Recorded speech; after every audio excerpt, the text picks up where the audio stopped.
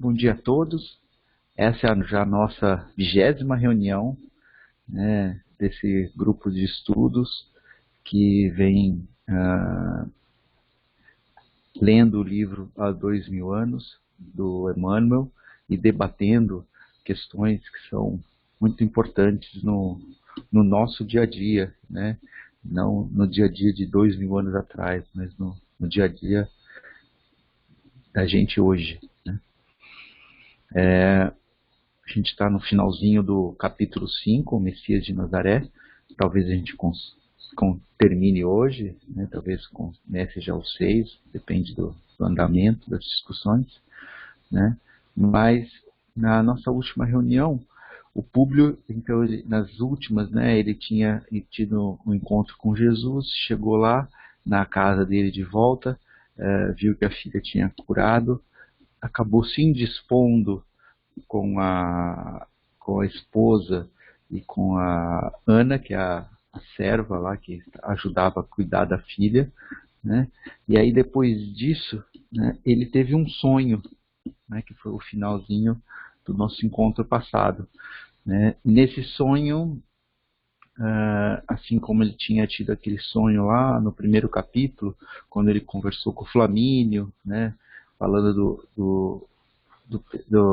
lá de uma vida anterior dele, né, esse sonho acabou mexendo um pouco com ele. Então, aí no dia seguinte, né, então ele tem uma outra conversa com a Lívia. Ouvi atento aquelas exortações comovedoras, mas, nesse instante, despertou para as sensações da vida material, experimentando abatimento psíquico a par de tristeza indefinível. Então, eu quis fazer uma contextualização um pouco maior, né, para a gente entender que ele estava vivendo todas essas emoções, né, estavam à flor da pele, ele não estava sabendo como lidar com tudo aquilo que o encontro de Jesus trouxe, né, mexendo. Aí ele não conseguiu absorver uma boa parte daqueles ensinamentos, né? E aí veio o sonho, né, que ele teve e voltaram a mexer nesses sentimentos, né? E esses sentimentos traziam um desconforto para ele. Ainda cedo, sua atenção foi reclamada por Lívia, que lhe apresentava a pequena Flávia, convalescente e feliz. A epiderme como que se alisara, submetida a processo terapêutico desconhecido e maravilhoso, desaparecendo os tons violáceos que anteriormente precediam as rosas da chaga viva. O senador recuperou alguma coisa de sua serenidade íntima, com o verificar as melhoras positivas da filhinha, que apertou amorosamente de encontro ao peito, exclamando mais tranquilo: Lívia, é bem verdade que ontem à noite estive com o chamado Mestre de Nazaré, mas, com a lógica da minha educação e dos meus conhecimentos, não posso admitir seja ele o autor do restabelecimento de nossa filha. E em seguida passou a relatar de modo superficial os acontecimentos que já conhecemos, sem refletir, todavia, os pormenores que mais o impressionaram. Eu marquei essas duas partes aqui porque às vezes a gente faz isso, né? A gente não quer mudar de opinião, né? E aí, quando as coisas acontecem na nossa vida, a gente fica como que pensando, né? Pegando só aqueles aspectos, né? que corroboram a nossa opinião, que fazem a nossa opinião, mostram que a nossa opinião era verdadeira. e aquelas outras fatos que vão, né, contra ao que nós pensamos, a gente tenta esquecer, né? Que é exatamente o que o Públio estava fazendo aqui, né? Ele estava pegando aqueles pontos, né, que para mostrar que a opinião dele era correta. Comentários?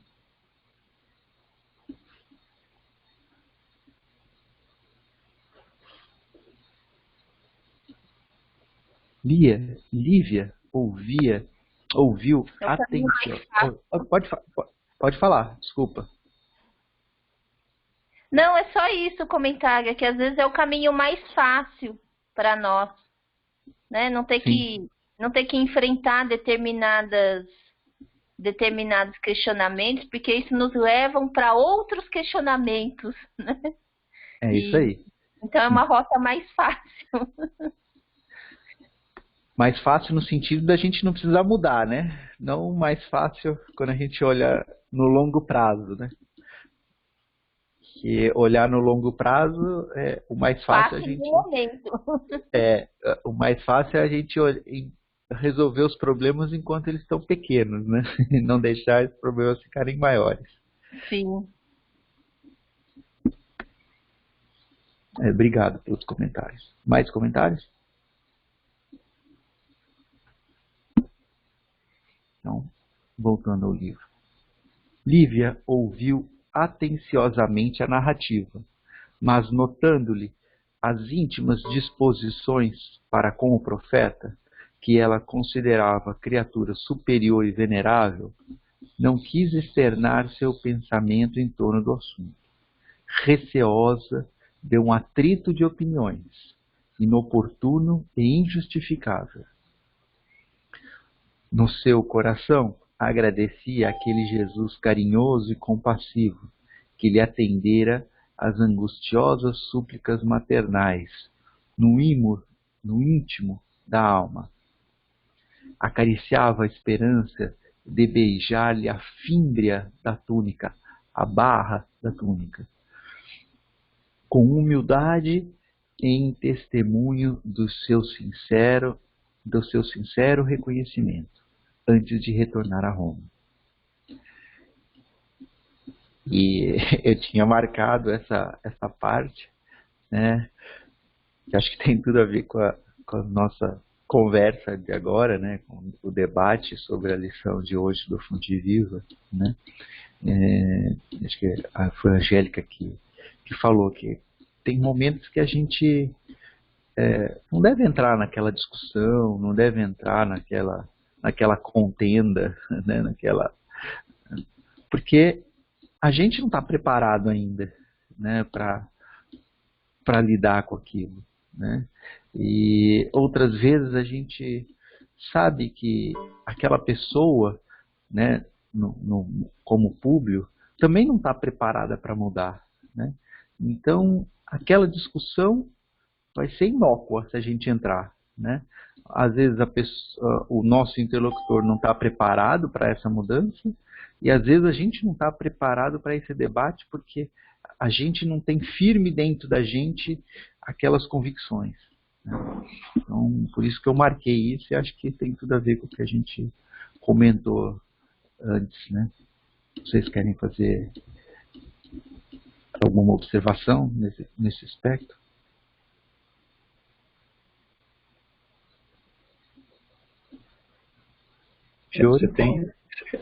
Paulo tem razão aí Vou fazer comentário.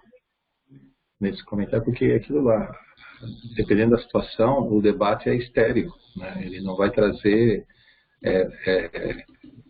melhoria para nenhum dos lados. Então é melhor você se abster, observar e no momento adequado você volta, né? Se ele aparecer. Angélica? Vou fazer só um relato que aconteceu comigo essa semana. Eu estava assistindo uma palestra, uma pessoa de renome, né? E a pessoa fez um comentário que, na verdade, não é... A pessoa fez um comentário que, na verdade, é uma faceta da moeda, né? Mas a pessoa fez um comentário de uma forma tão incisiva de uma forma que tornasse aquilo verdadeiro, né? E aquilo me incomodou tanto, porque assim, a pessoa fez um comentário da minha área de conhecimento. Eu falei, gente, mas não é possível, a não ser tudo bem, eu não estou mais nessa área, mas assim, eu me formei, eu fiz toda a minha pós nessa área e tal. Eu falei, isso não é possível, a não ser que essa área virou de ponta cabeça. E é tão curioso, assim, porque aquilo mexeu tanto comigo, assim, que eu não consegui mais assistir a palestra. Minha vontade era pegar e falar assim, não é possível, não, isso tá errado. Era querer, tipo, argumentar, né? Querer debater. Mas, olha, eu tive que me segurar, obviamente, né? Eu parei e falei assim, não, peraí. Parei, fiz todo um levantamento bibliográfico, falei, deixa eu ver se mudou alguma coisa e tal. Depois de eu ter certeza que não mudou e que de fato aquele comentário não estava correto, ainda assim eu tinha vontade de debater aquilo, de trazer aquilo à tona. Mas aí eu fui, né, aos poucos, minha mão foi assim, mas o que isso vai levar, né? A gente sempre fica pensando assim que a gente quer tentar ajudar o outro, tentar fazer o bem, né? Tentar levar, sei lá, uma informação correta, uma mais certeira, não sei o que, né? Mas eu acho que é isso que a gente tem que pensar, que é isso que a Lívia fez, né? Que resultado isso vai trazer? Isso vai trazer alguma coisa positiva? Então, é só um relato que tem muito a ver com essa situação. Angélica, é o exercício do trabalho da indignação. Exatamente, mas a gente tem que saber como trabalhar, né? A emoção. Exatamente.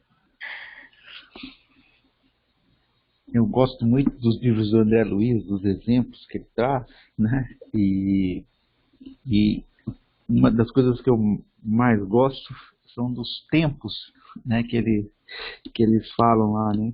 Então, por exemplo, lá no Mundo Maior, o avô do André Luiz, ele estava numa situação e permaneceu nessa situação por em torno de 50 anos, até o dia que ele começou a questionar aquilo lá, né?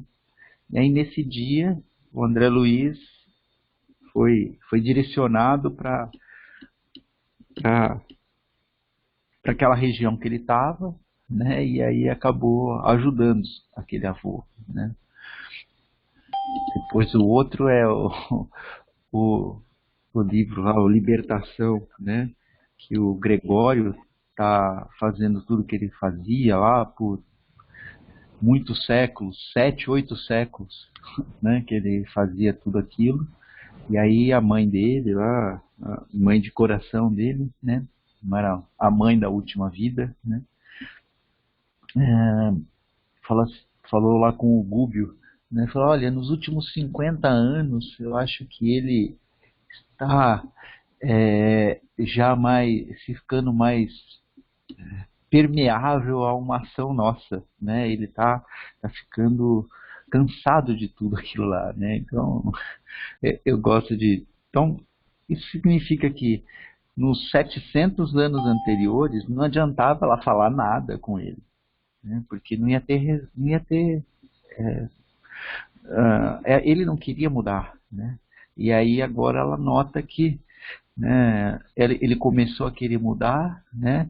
E não foi no comecinho que ela foi lá falar com ele, né? Ela esperou 50 anos, né? Falou, agora sim, então, agora já começou a amadurecer, já está na hora da gente ir lá falar com ele, né? E muitas vezes a hora que a gente aprende alguma coisa, né, interessa que a gente passou tantos e tantos anos sem saber aquilo lá, mas a hora que a gente aprende alguma coisa, a gente acha que todo mundo tem que aprender, né? Só que a gente tem que respeitar o ponto, né, de cada um, né? Esperar cada um estar no ponto de amadurecer, né? E eu acho isso daí. Perfeito, Paulo. O querer é pessoal e tem que ser profundo. Se você conseguir ter esse sentimento de querer mudar e ele ser profundo, você vai mudar. As pessoas podem te ajudar, mas quem manda na sua mente, na sua vontade, é você. Não adianta você ter as boas intenções e querer mudar alguém, porque você entende que aquele caminho vai ser bom para ela, se ela não está preparada e não quer. Não adianta, a gente vê isso todos os dias à nossa frente. É isso aí.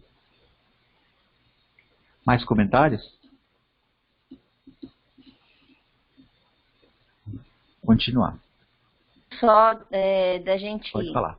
Como colher um fruto, né? Quando a gente fica ansioso demais e quer colher aquele fruto do pé antes da hora, às vezes ele tá amarrento, né? E não tem o que você fazer. Não é o momento de colher o fruto, né? Então... É isso aí. É mais ou menos isso.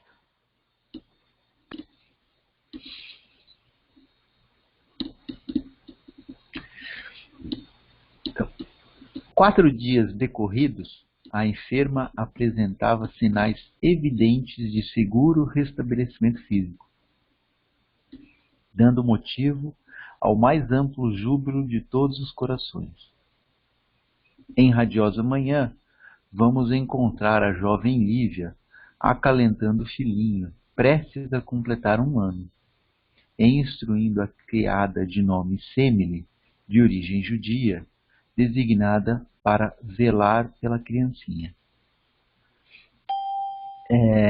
A Semele foi uma das 2, né, ela e a Ana, que foram contratadas em Jerusalém. As demais criadas, né, vieram de Roma. Né, e eu marquei esse pedaço porque, né, agora a Semele, ela praticamente não tinha aparecido, né, na história, né, mas agora a gente vai ver que ela vai ter um papel importante, né, em toda essa história do Públio. Então, tal o interesse que demonstrava pelo pequenino Marcos, desde o instante de sua admissão ao serviço. Em dado momento, exclama a serva, apontando para o largo caminho empedrado: Senhora, lá vêm 2 cavaleiros desconhecidos a todo galope. Ouvindo-lhe a observação, Lívia pôde vê-los igualmente, ao longo da estrada ampla, e logo foi para o interior, a fim de prevenir o marido. Efetivamente, daí a minutos, estacavam à porta 2 cavalos suados e ofegantes. Um homem, trajado à romana, em companhia de um guia judeu, apeava, descia rápido, né, desmontava, descia do cavalo, né, apeava rápido e bem disposto. Tratava-se de Quirilius, liberto de confiança de Flamínio Severus, que vinha, em nome do patrão, trazer a Públio e família algumas notícias e numerosas lembranças.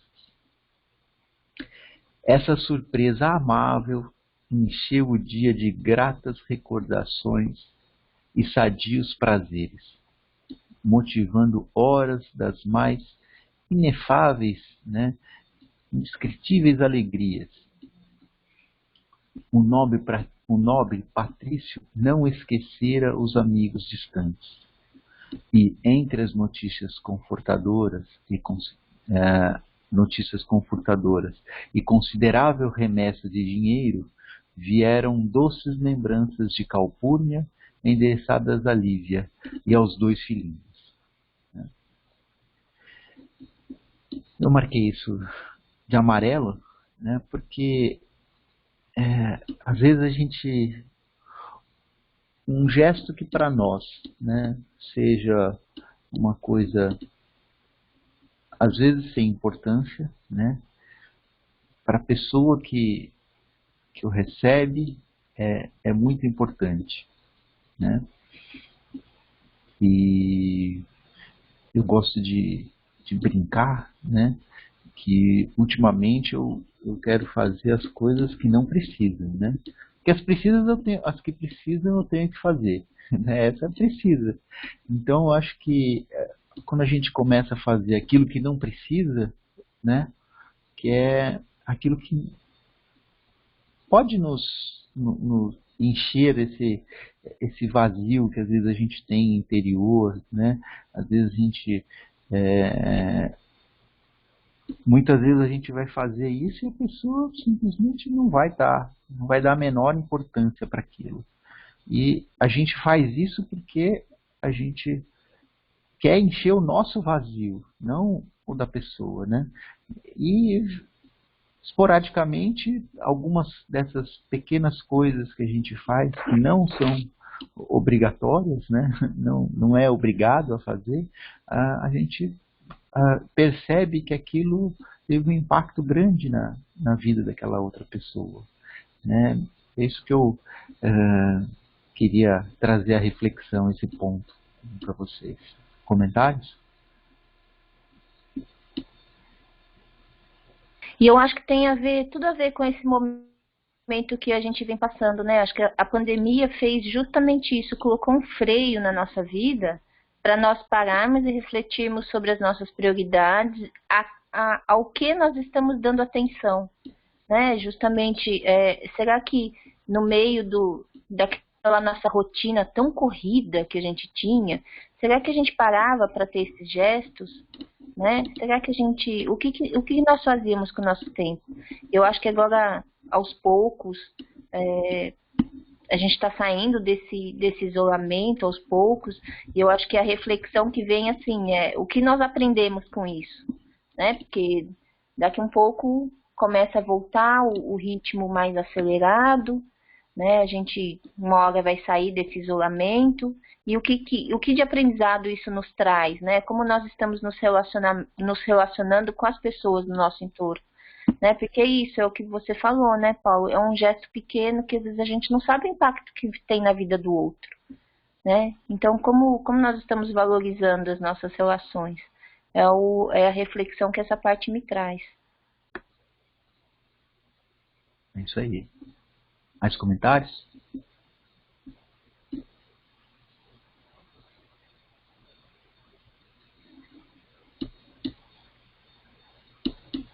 Naquele dia, Públio Lentulus ocupou-se tão somente em encher numerosos rolos de pergaminho por mandar ao companheiro de luta notícias minuciosas de todas as ocorrências. Entre elas estava a boa nova do restabelecimento da filhinha, atribuído ao clima adorável da Galileia, né? Então, obviamente que ele não cederia, né, a esse ponto para ele, que era ainda que ele se apegava tanto, né, que era não reconhecer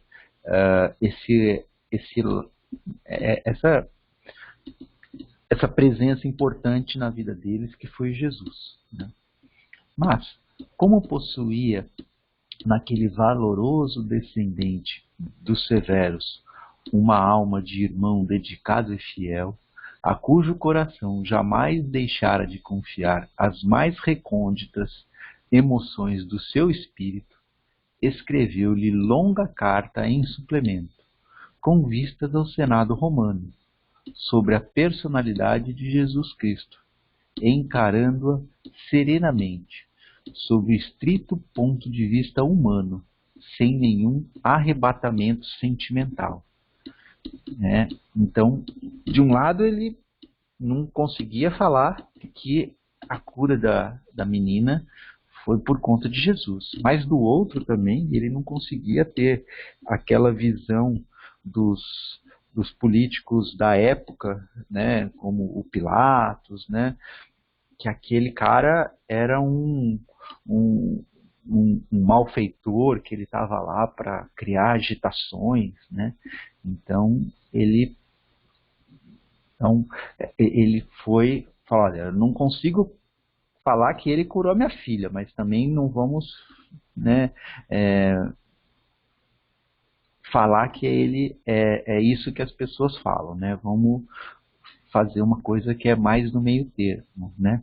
Como foi falado hoje aí, sempre que a gente procura esse caminho do meio, né, do equilíbrio, a gente provavelmente está mais próximo, né, daquilo que a gente deveria fazer efetivamente, né?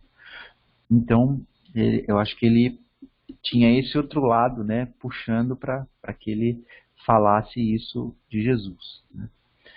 E por fim, Públio e Lívia anunciavam alegremente aos seus amigos distantes que retornariam a Roma possivelmente dentro de um mês, dado o perfeito restabelecimento da pequena Flávia.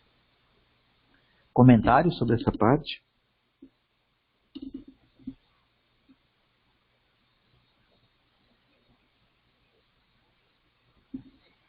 Vou seguir com a leitura.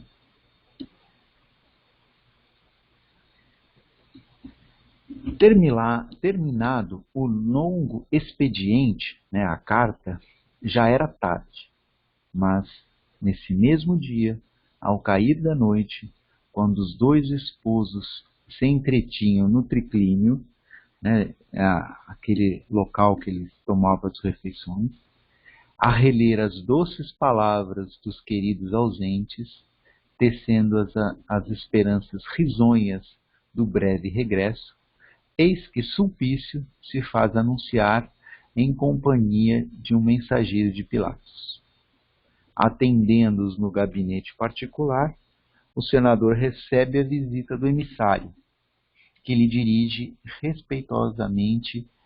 se lhe dirige respeitosamente nestes termos.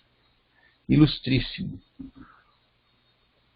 o senhor governador da Judéia participa-vos, comunica, né, haver chegado à sua residência nos arredores de Nazaré, onde espera o grato prazer de vossas ordens e notícias. Agradecido, Públio, bem-humorado, acrescentando: ainda bem que o senhor procurador não está distante, ensejando, né, possibilitando, né,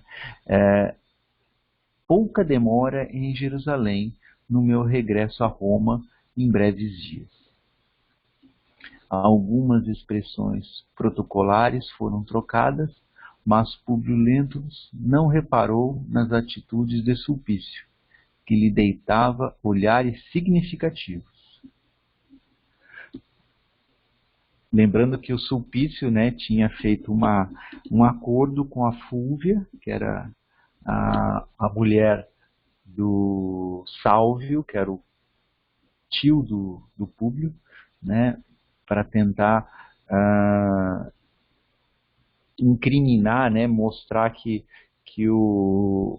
a Lívia e o governador, né, que o Pilatos, tinham alguma relação, né? Então, para tentar colocar criar um desentendimento por conta disso, né? Eles tinham feito um acordo sobre isso. Comentários no final do capítulo? Vontade de falar a lição do Fonte Viva de hoje para o Públio, né? O guardai-vos dos cães. É isso mesmo.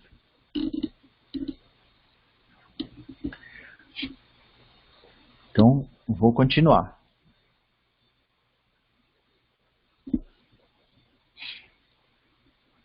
O capítulo 6, né, que vai começar, o nome dele é O Rapto. Ao tempo do Cristo, a Galileia era um vasto celeiro que abastecia quase toda a Palestina.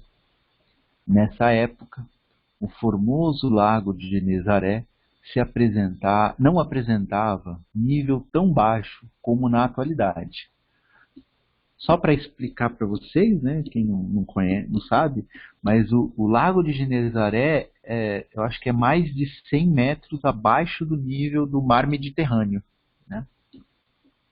Então, atualmente, né?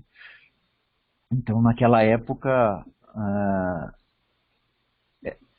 ele não apresentava um nível tão baixo de água, né? Talvez,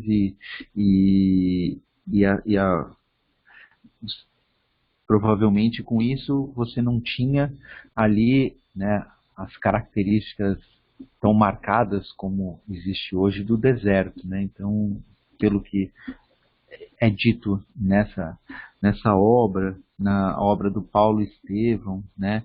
Parece que essa área era, essas características desérticas eram um pouco mais atenuadas na época, né? Todo o terreno circunvizinho era de regadio, né? Onde se regava, né? Em vista das fontes numerosas, dos canais e do serviço das noras. São tipo uma roda cheia de umas caçambinhas assim que você utiliza, né, para elevar a água, né, para se ela está num ponto, aí você consegue, você pega a água embaixo e levanta e eleva a água, né, para que ela chegue a distâncias maiores, né, com isso daí. E do serviço de noras que elevavam as águas, dando origem a uma vegetação luxuriante, deslumbrante, que enfeitava de frutos e enchia de perfume aquelas paisagens paradisíacas.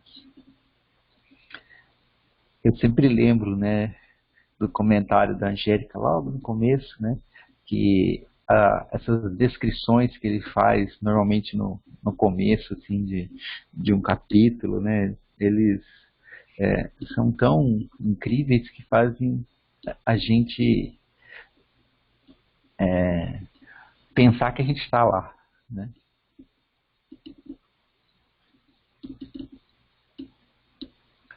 O trigo, a cevada, as abóboras, as lentilhas, os figos e as uvas eram elementos de semeadura e colheita em todo o ano, dando à vida satisfação e abundância.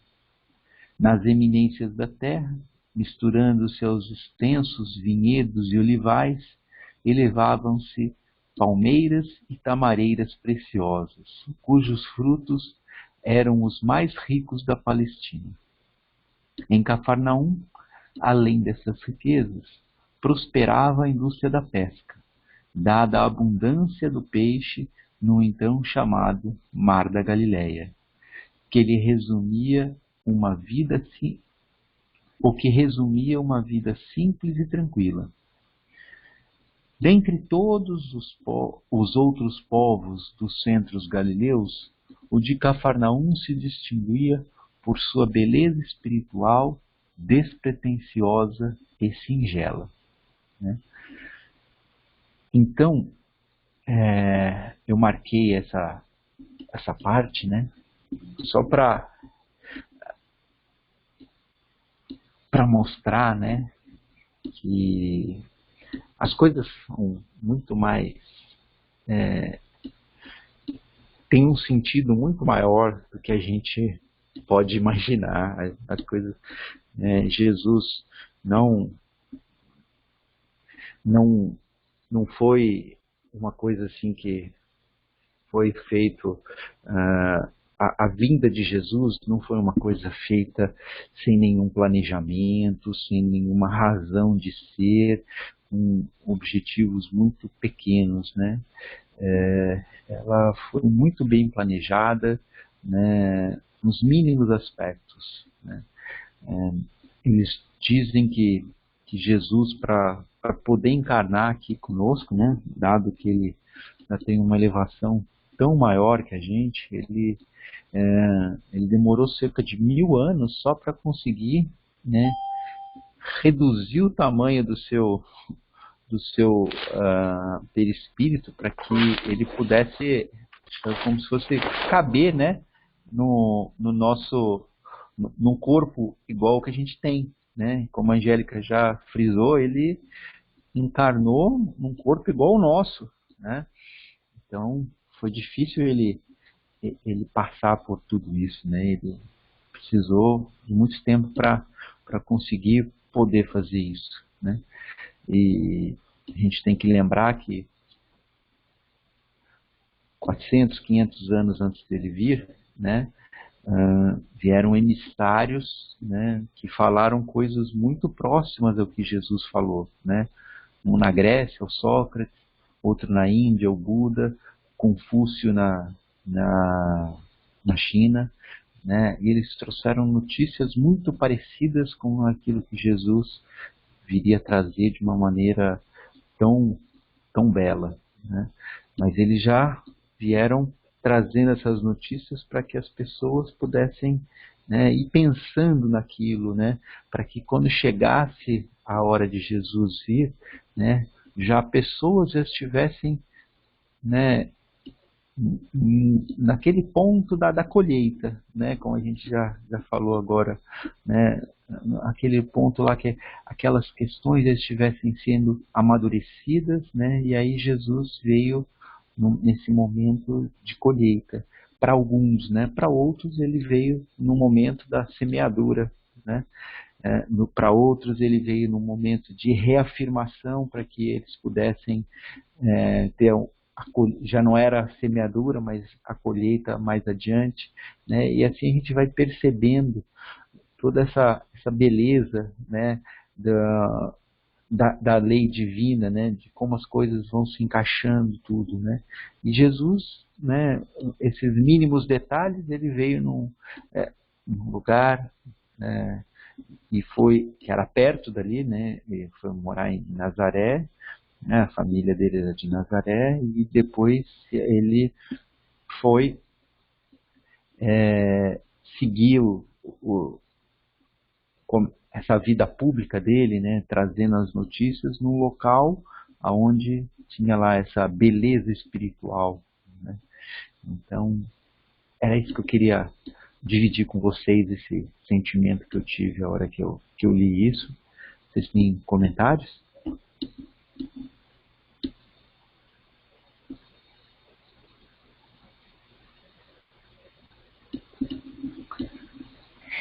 E acho que a época tinha essa questão, né, de um local especial, de locais que aconteciam determinados fatos, porque a comunicação era diferente também, né, naquela época. E hoje a gente percebe que essas mensagens, esses ensinamentos todos, ele está em qualquer lugar, né? O mundo globalizado mostra muito bem isso. E eu acho que o questionamento que me veio aqui é como nós nos encaixamos, né, nos ambientes que nós vivemos. Claro, naquele momento de Jesus, né, o que ele fala ali, né, que Cafarnaum se distinguia por sua beleza espiritual, né, despretensiosa e singela. Mas eu acho que, olhando para trás, a gente vê justamente essa preparação, né, do que foi esse momento de Jesus. Mas hoje eu acho que esse compromisso de ajudar no progresso do mundo cabe a cada um de nós, né? Então, como o questionamento meu que me veio aqui é justamente isso, assim, como nós nos encaixamos no mundo de hoje para ajudar no progresso da humanidade, né? Porque nós não podemos nos isentarmos do nosso papel no mundo. Acho que nós já estamos num patamar de consciência, de entendimento que não nos permite nos excluirmos desse papel, né? Quando a gente escuta alguém falando assim, Deus no comando, seja o que Deus quiser, né? Eu acho que quando a gente põe atitudes assim, a gente se exclui dessa responsabilidade, né? E eu acho que é justamente isso, assim, eu acho que a gente, lendo essa parte, a gente também quer esse ambiente de beleza espiritual, despretensiosa e singela, né, na nossa vida. Então, acho que cabe a nós ajudarmos a construir isso.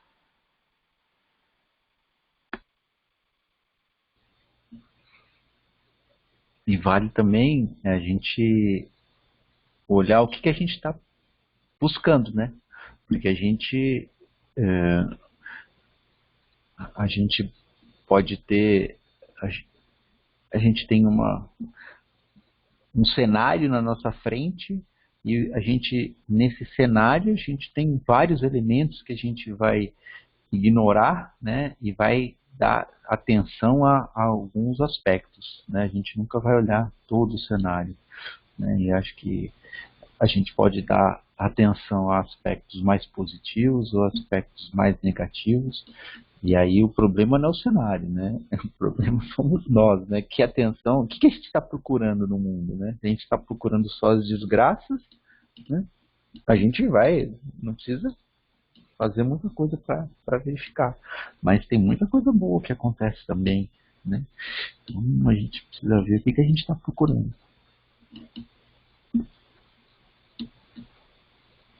Mais comentários?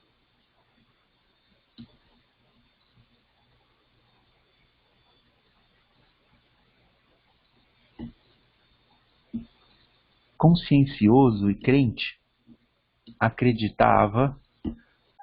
aceitava a lei de Moisés, mas estava muito longe das manifestações hipócritas do farisaísmo de Jerusalém. Foi em virtude dessa simplicidade natural e dessa fé espontânea e sincera que a paisagem de Cafarnaum serviu de palco às primeiras lições inesquecíveis e imortais do cristianismo, em sua primitiva pureza. Ali encontrou Jesus, o carinho de corações devotados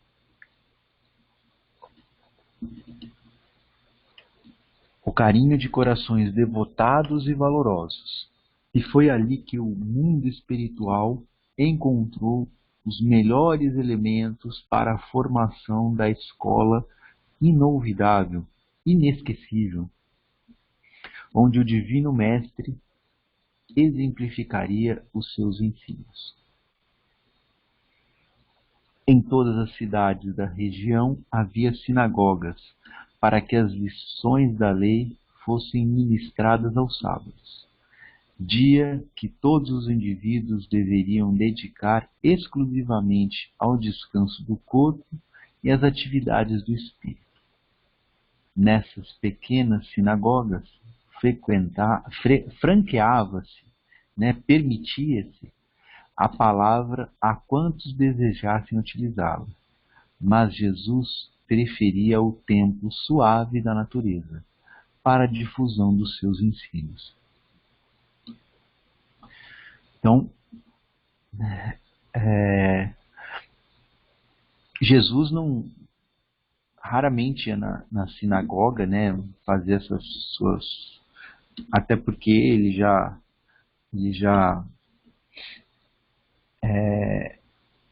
ia contra, né, essas manifestações hipócritas do farisaísmo, né, suficiente, né, de uma maneira suficiente, não precisava ele ainda ir nos locais que eles utilizavam, né, então, e Jesus também não queria fazer isso de maneira tão, se eles não estavam prontos ainda para isso, não tem problema, né? Um dia eles estarão, né? Então Jesus, quando ele era confrontado pelos fariseus, ele respondia, ele mostrava isso, né? Mas ele não queria fazer isso para simplesmente ter esse confronto, né? Então, é o que a gente já falou antes, né? Ele dava o tempo para as pessoas, né? Cada uma ia chegar, e assim, e acho que a gente também tem que pensar que Jesus não veio ensinar os fariseus, né? Jesus veio ensinar aquelas pessoas que estavam prontas naquela época, né? E para fazer isso, ele podia ir num lugar onde não tivesse, criar nenhuma situação com essas pessoas, né? Ele podia ir na natureza, né? E aí ele não ia criar problemas, né? Mas ele estava simplesmente ensinando as pessoas. Eu acho que essa questão é importante também, porque às vezes quando a gente aprende alguma coisa, né? a gente quer ensinar um filho, um marido, a esposa, os pais, os irmãos, né? E a gente não tem que ensinar quem a gente quer. A gente tem que, quando a gente conseguir qualquer coisa, né? E todos nós já conseguimos aprender muitas e muitas coisas, nós já temos muito a ensinar, né? Mas a gente tem que ensinar aquelas pessoas que estão dispostas a aprender aquelas lições, né, que a gente tem condições de ensinar. E a gente não tem que ensinar aquelas lições para quem a gente quer. A gente tem que ensinar para quem estiver disposto, né? Então, se você está fazendo alguma coisa para o objetivo de ensinar isso para determinada pessoa, você está errado, né? O que você precisa fazer é ensinar através do seu exemplo para aquelas pessoas que estejam dispostas a aprender. E pode ser que daqui a algum tempo, né, uma dessas pessoas, né, que estejam dispostas seja a pessoa que você gostaria de ensinar, né? Mas você não está aqui para ensinar aquelas pessoas, você está aqui para aprender, né, e dividir esse seu conhecimento, né? A principal questão é, só tem um jeito de você poder ajudar os outros, né? Primeiro você tem que aprender, se modificar, né? A hora que você tiver feito isso, aí você pode passar para a questão do ensino. E ainda tem mais um detalhe, né? Que essa questão de ensinar, né? Só tem um jeito da gente saber que a gente sabe alguma coisa, né? É o dia que a gente tem que explicar isso para alguém. Porque na hora que a gente tem que explicar para alguém, aí a gente vai ver se realmente a gente sabe ou não, né? Então, acho que esse ensinar não é nem esse aspecto de você passar para o outro, né? Mas é um aspecto de saber se realmente você aprendeu aquilo ali, né? É como se fosse a prova, né? Então, qual que é a prova, né? Então, agora você explica para o outro, né? Só tem um jeito de você explicar, sabendo muito bem, né? E aí, quando você consegue explicar para alguém, né, aí você vai ter passado na prova. Comentários?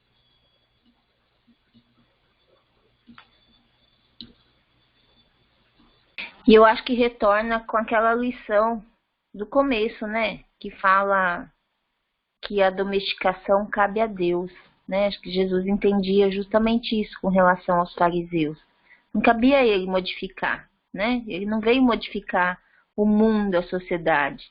Ele tinha a mensagem dele e ele deixava que as pessoas o procurassem, né? Eu acho que hoje em dia também nós podemos agir assim, porque as pessoas que de algum momento estão prontas para ouvir alguma coisa que nós temos a dizer, né, ou que de alguma forma sente afinidade com as nossas ideias, essas pessoas se aproximam e vêm conversar conosco, né? Às vezes vêm pedir uma opinião, vêm pedir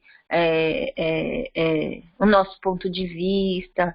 Então, acho que é isso que Jesus fazia, né? Ele não precisava se impor, porque ir para a sinagoga era um ponto de poder e de disputa, né? E não era isso que Jesus queria, né? Ele pensava justamente nesse resultado, eu acho, né?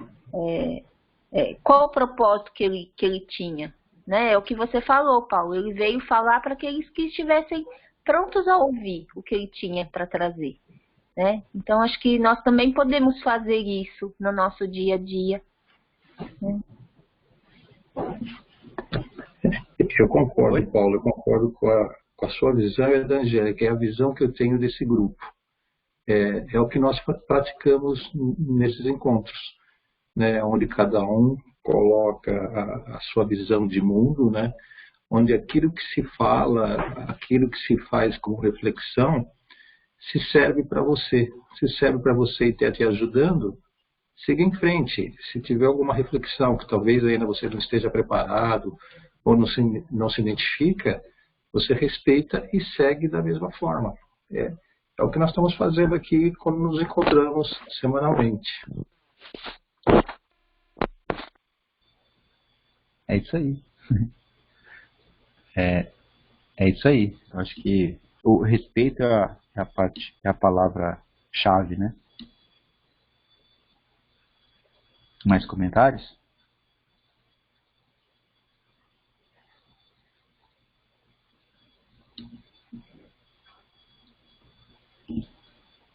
Vamos continuar.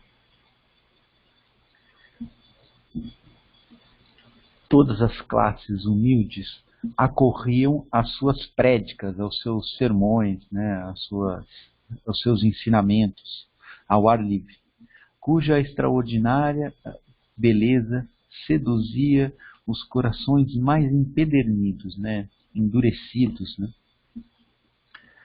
A antiga convenção entre os senhores determinava o repouso dos servos no dia consagrado aos estudos da lei.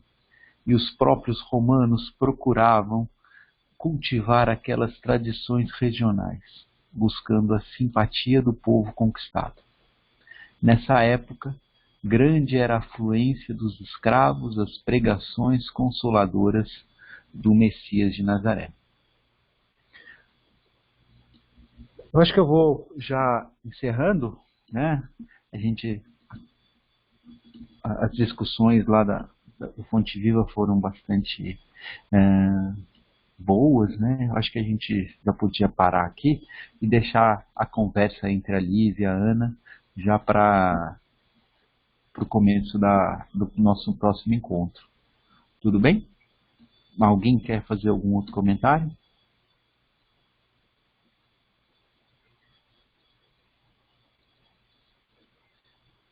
Então eu vou encerrar a gravação.